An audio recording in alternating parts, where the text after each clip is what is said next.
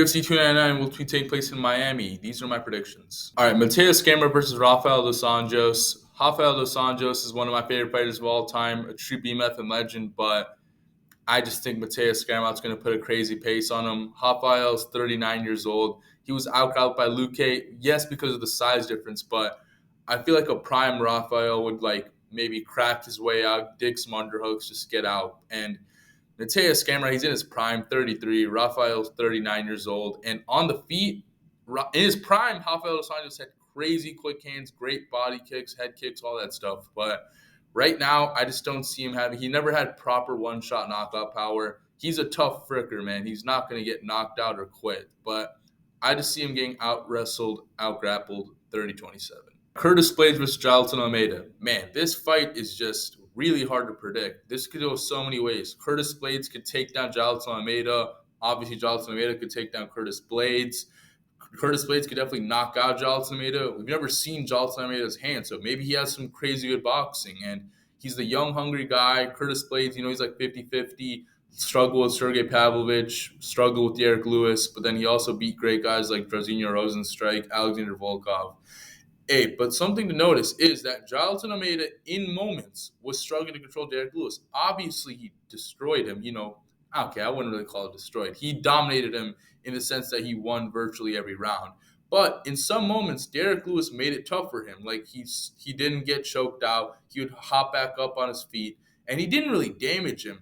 And if Curtis Blaydes can somehow get taken down and he can get back on his feet, I think Jailton's in trouble.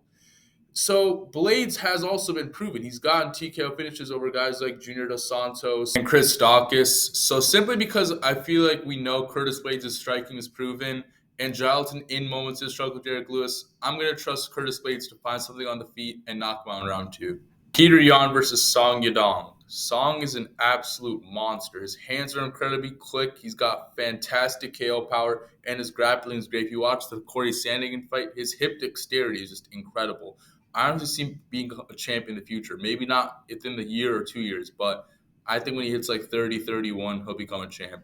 And obviously, we know Petr Yan's on a bit of a skid. Close fight with Aljo, close fight with O'Malley. A lot of people thought he won. And then Merab, just the absolute crazy EPO pace he couldn't handle. But the thing is, though, Petr Yan, I don't get why people are acting like he's just completely washed. Like, they're acting like he didn't do good. Like, he was piecing up O'Malley in a lot of the exchanges. He out-grappled O'Malley. In the Aljo fight, he was landing great shots. And the Merab fight, there's not really much you can do if you're just getting constantly taken down and then pushed against the fence. You know what I mean? And something to notice is that Song Yadong, he was landing fantastic shots on both Corey Sang and Chris Gutierrez, but he didn't completely rock them. You know what I mean? And Petr Yan still has an iron chin. He's never been dropped. I don't believe so. So I don't see Song Yadong putting on a Merab type pace on Petr Yan or just taking his back. He's got a good takedown defense. I think he's going to take over in the second and third round.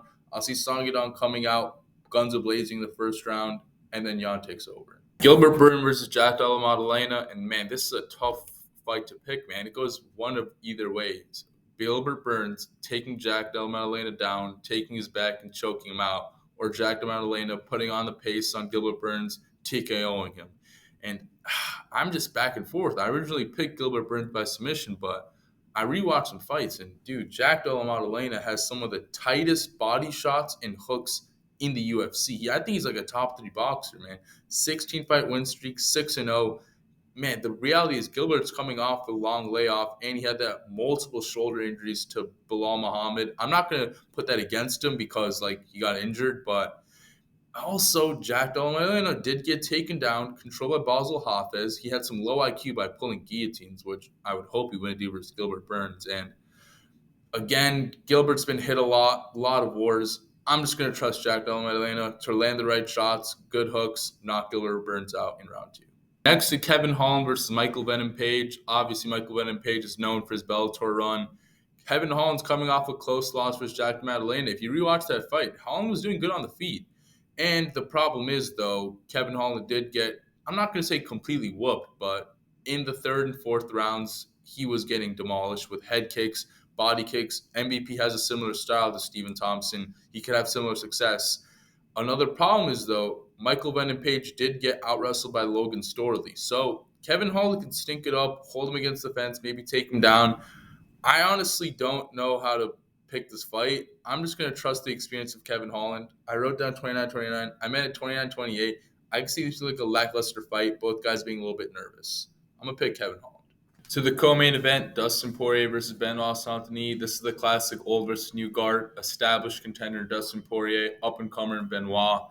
I did the film breakdown, but Benoit's a wild dude. Constant forward pressure, constant body kicks.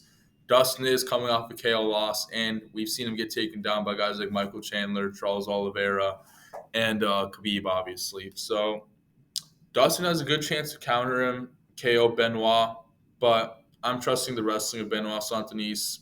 Eventually tire him out, submit him in the third round through rear naked choke. And finally, the main event for the bantamweight title, Sean O'Malley versus Marlon Cheeto Vera. The rematch we've all been waiting for since the weird perennial whatever nerve thingy. Marlon Vera coming off a close fight with Pedro Munoz, lost to Corey Sandhagen. Obviously, Merab should have gotten the title shot, but this is the fight we want to see because of the narrative. So Marlon Vera, he's pretty low output, but he can finish anybody. Look, we did to Dominic Cruz. He was butchering Rob Font, getting outlanded, but just laying the better shots, head kicks, all that type of stuff. Sean O'Malley, I think we all know he's got an incredibly deep tool bag, good straights, good uppercuts like he had versus Chris Moutinho, and then that straight counter from versus Aljamain Sterling to win the belt was just absolutely beautiful. See, I see some people picking Sean O'Malley by KO, but I just don't see that happening. Marlon Vera has never even been dropped, let alone knocked out. He's been in the UFC for 10 years, fighting top level competition. Jose Aldo, Rob Font, these type of guys can crack, and he's never even been a little bit rocked. And he also doesn't wear damage, which is pretty interesting. I'm honestly just going to trust Sean O'Malley to pick him apart. Just, I don't know, not get hit. Marlon Vera can maybe throw a head kick or something crazy like that, but other than that, I just see Sean O'Malley. He's got pretty good head movement. Just picking him apart, leg kicks, body kicks. Marlon Vera might take over in the fourth and fifth, but I think Sean O'Malley is going to win 4-1 and still. Those are all my picks. If you agree or disagree with any of them, please let me know down below. Thank you for watching. Please like and subscribe.